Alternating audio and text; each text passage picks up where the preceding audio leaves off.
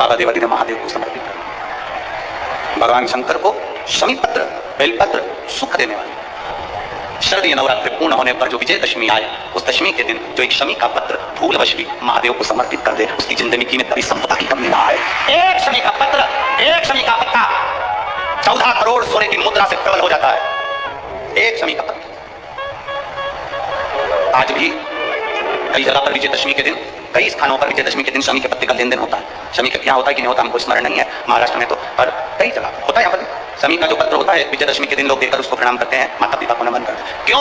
आप अपने बच्चे और आपसे पूछेंगे, आपकी औलाद आपसे पूछेगी, आपके आने वाली पीढ़ी आपसे पूछेगी, माँ ये कौन सा नाटक बनाकर रखा है तुम लोगों ने? शमी का पत्ता ले आओ, शमी का पत्ता ले आओ, मिलने जाओ, शमी का पत्ता क्यों लिया दिया जाता है? बच्चे पूछेंगे। आज की पीढ़ी बहुत प्रश्न करती है, उसको उत्तर देना पड़ेगा कि एक पत्ते में 14 करोड़ स्वर्ण मुद्रा का बल होता है।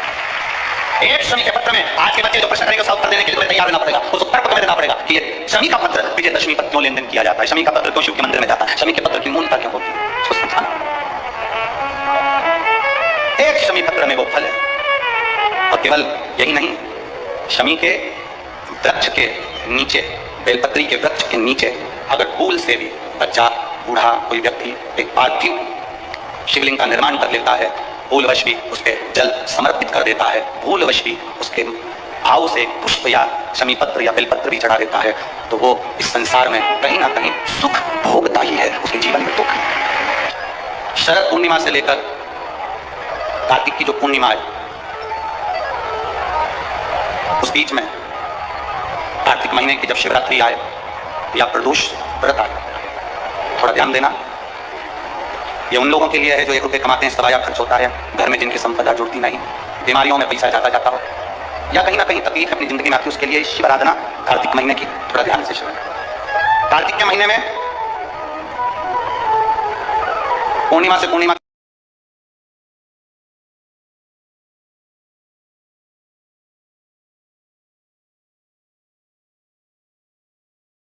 के बीच में जो सोमवार पड़े, प्रदोष पड़े, शिवरात्रि पड़े, प्रयास करना।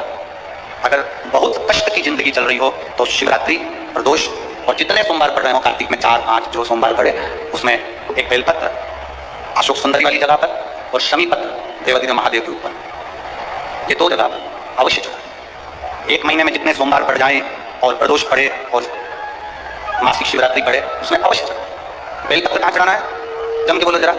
अशोक सुंदरी की जगह। और शमी पत्र कहाँ चढ़ाना है? देवादिदेव महादेव के।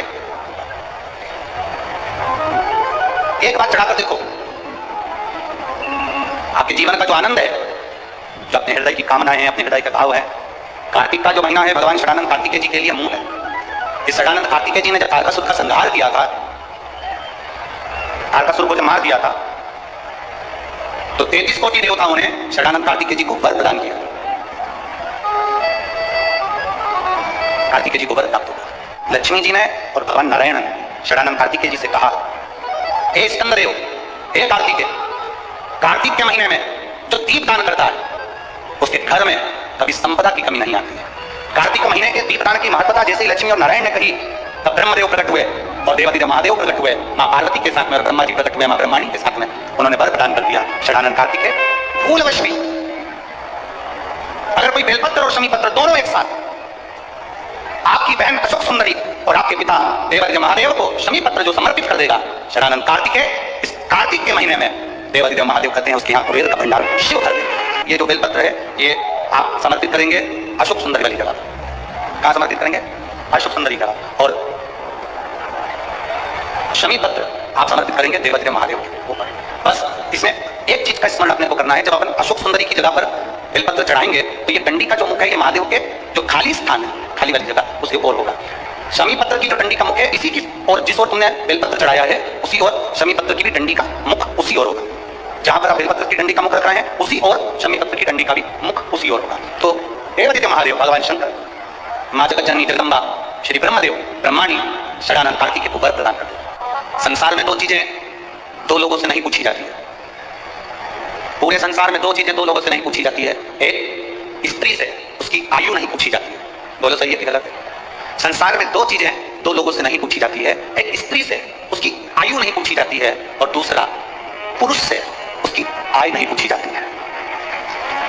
स्त्री से आयु नहीं पूछी, पुरुष से आय नहीं पूछी। क्यों नहीं पूछना चाहिए? क्योंकि स्त्री से आयु इसलिए नहीं पूछते क्योंकि स्त्री अपने लिए कभी नहीं जीती, स्त्री हमेशा दूसरों के लिए जीती है। और पुरुष से उसकी आय नहीं पूछते। क्यों नहीं पूछते? क्योंकि पुरुष अपने लिए नहीं कमाता, हमेशा दूसरों के लिए कमाता है, इसलिए इन दोनों से नहीं पूछा जाता। स्त्री से उसकी आयु। कन्याओं का भोजन कराओ या नौमी के दिन कन्याओं का भोजन कराओ, पर देवी भागवत तो कहती है, देवी भागवत वर्णन करती है कि पहले नवरात्रि से लेकर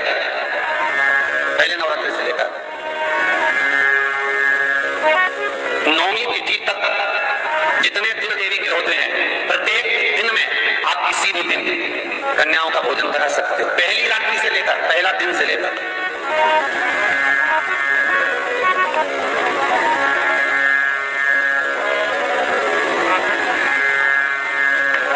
नवरात्रि मालूम है कब से लगती है? आप लोगों को ज्ञात होगा ना, नवरात्रि कब से लगती है? अमावस्या से की एकम से। अरे जितने लोग सुन रहे हैं बोलो भाव से, अमावस्या से लगती है कि एकम से लगती है? तो सब लोग कहेंगे महाराज पड़वा से लगती है, एकम से। पर देवी भागवत कहती है अगर एकम से लगी तो नवरात्रि पूर्ण कैसे हुई?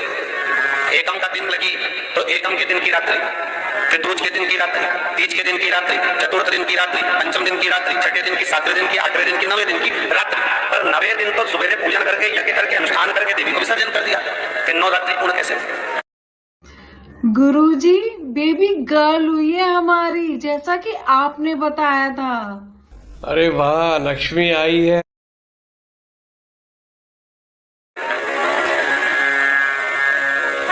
नवरात्रि की पूर्णता होती है अमावस्या की रात से गिनी जाता है। कौन से दिन से गिनते हैं?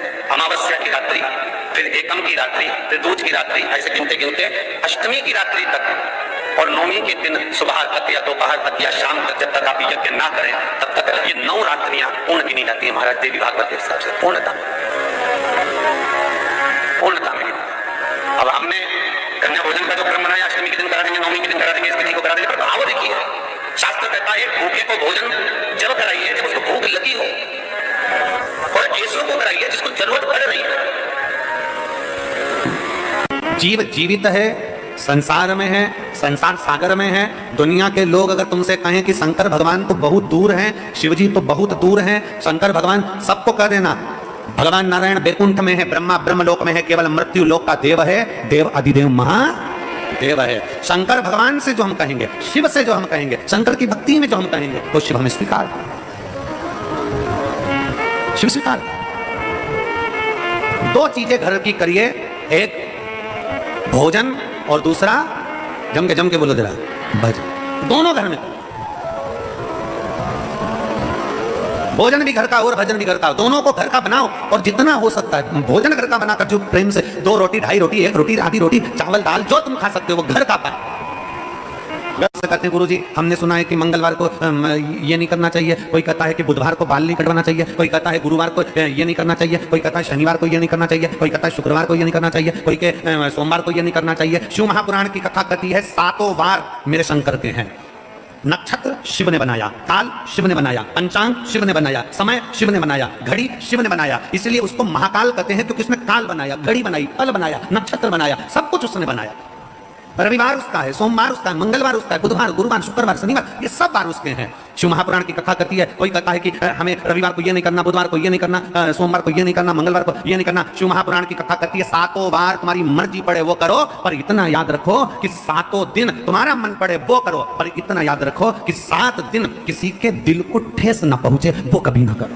कथा कहती है माता पार्वती जी ने भी शंकर को 1 लोटा जल चढ़ाया, माता सती ने भी भगवान शंकर को 1 लोटा जल चढ़ाया, भगवान श्री गणेश जी महाराज ने भी भगवान शंकर को जल चढ़ाया, श्री हनुमान जी महाराज ने भी भगवान शंकर को जल चढ़ाया, स्वयं भगवान नारायण ने भी राम अवतार रखकर शिव को जल चढ़ाया, भगवान कृष्ण अवतार लेकर भी शंकर को जल चढ़ाते हैं। शिव महापुराण की कथा कहती है जब नारायण ने भगवान शंकर को जल चढ़ाया, ब्रह्मा जी ने भगवान शंकर को जल चढ़ाया, इंद्र ने भगवान शंकर को जल चढ़ाया, 33 कोटि देवताओं ने भगवान शंकर को जल चढ़ाया, जब सबने जल चढ़ाकर अपनी मन की कामना